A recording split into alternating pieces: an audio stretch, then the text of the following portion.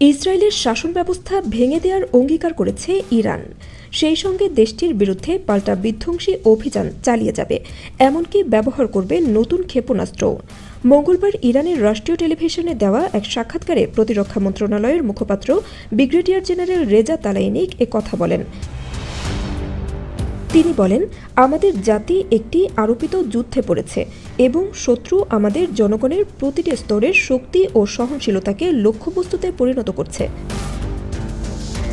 ইরানের প্রতিরক্ষামূলক অবস্থানকে জোর দিয়ে উল্লেখ করে তিনি বলেন, ইরান নিজেকে রক্ষার জন্য সব ধরনের সামর্থ্য ব্যবহার করছে।